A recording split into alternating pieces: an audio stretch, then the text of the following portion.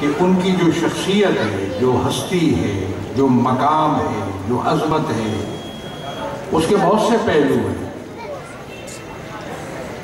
اور ان تمام پہلوؤں پر غور کرنا، ان تمام پہلوؤں کو مد نظر رکھنا، اس کے بارے میں اپنی ایمان میں اضافہ کرنا، ان کو جان کر پہچان کر،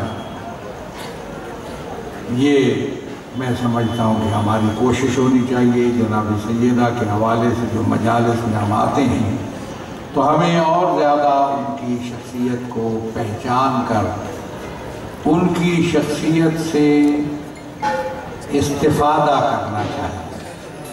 ظاہر ہے استفادہ تو ہم کرتے ہیں، محبت ہے، عقیدت ہے، ان کے ساتھ جو ایک ان کی جو عظمت کا جو احترام ہمارے دلوں میں ہے، اس سے یقیناً ہمیں استفادہ ہوتا ہے، ہماری زندگیوں پہ، ہماری زندگیوں کی بہتری پہ اس کے اثرات مرتب ہوتے ہیں یقیناً۔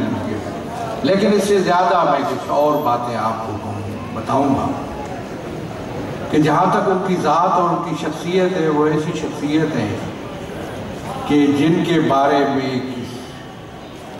امت مسلمہ کے اندر کم از کم کوئی ذرہ بھر بھی اختلاف نہیں ہے۔ ان کی عظمت، ان کا احترام، ان کی عزت، ان کے ساتھ عقیدت میں کوئی بھی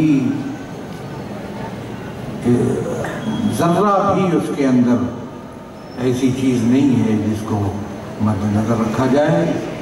میں سمجھتا ہوں کہ ہمیں بھی جناب سیدہ کے فضائل و مناقب بیان کرتے ہوئے ایسا انداز اختیار نہیں کرنا چاہیے کہ ہم کسی سے منوا رہے ہیں۔ ان کی شخصیت مانی ہوئی ہے، تذکرہ ہے ان کا، ذکر ہے ان کا، ان کی یاد ہم تازہ کر رہے ہیں، کسی سے منوانا مقصود نہیں ہے۔ امت مسلمہ میں کوئی شخص نہیں ہے جو ان کی عزت کے بارے میں عقیدہ نہ رکھتا ہو۔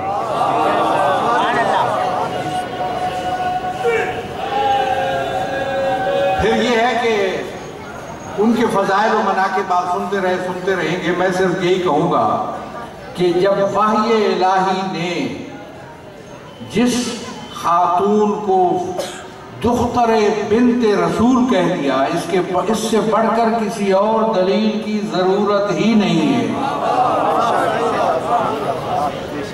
کائنات میں، دنیا میں کتنی خواتین گزری ہیں اور کتنی آئیں گی، اگر کسی خاتون کو سب سے بڑی چیز وحی الہی ہے، سب سے بڑی چیز قرآن کریم ہے، کلام اللہ ہے۔ کلام اللہ میں جس کو بنت رسول کہہ دیا گیا، رسول کی بیٹی کہہ دیا گیا ہے، اس سے بڑھ کر اور کسی دلیل کی ضرورت ہمیں نہیں ہے۔ اس سے بڑھ کر کسی اور فضیلت کو ہم بیان کریں گے، ثواب کے طور پر بیان کریں گے، لیکن میں سمجھتا ہوں سب سے بڑی فضیلت، سب سے بڑی عظمت یہ ہے کہ وحی الہی نے نفس لوگوں کے بارے میں، خواتین کے بارے میں، بچوں کے بارے میں، بچیوں کے بارے میں ہم پوچھتے ہیں یہ کس کا بچہ ہے، وہ بتاتا ہے محلے والا یہ فلاں کا بچہ ہے۔ ہم اگر تاریخ میں گزر چکا ہو تو پوچھتے ہیں جی وہ کس کا بیٹا تھا یا کس کی بیٹی تھی، تو ہمیں تاریخی حوالے تلاش کرنے پڑتے ہیں۔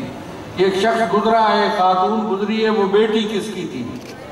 جناب سیدہ کو یہ امتیاز حاصل ہے، کسی تاریخ، کسی مورخ اور کسی سے پوچھنے کی ضرورت نہیں ہے۔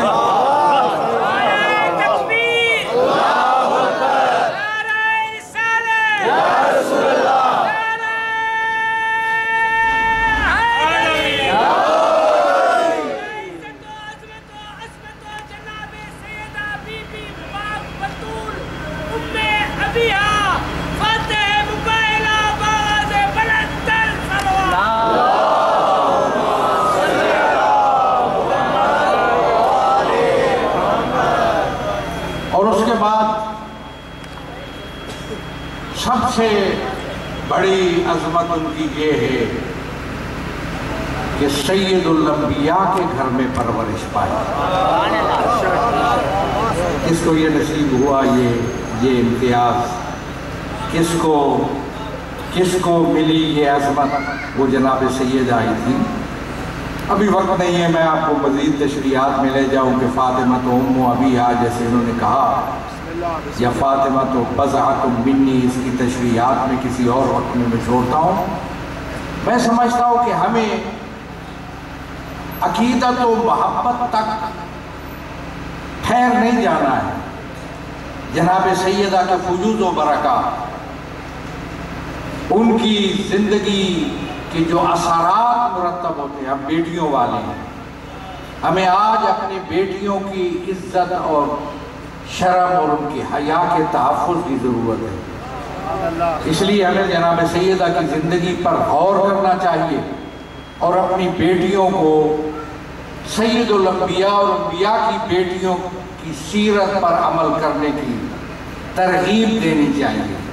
جدید دور ہے، لوگ کہیں گے کس کی بات کر رہے ہو، 1400 سال پہلے یا صدیوں پہلے کی بات۔ میں سمجھتا ہوں کہ 1400 سال پہلے جو اس نقوش چھوڑے، جو اثرات چھوڑے، جو اصول چھوڑے ہیں جناب سیدہ نے، وہ آج بھی اسی طرح قابل عمل ہے ہمارے لیے جیسے اس زمانے میں تھے۔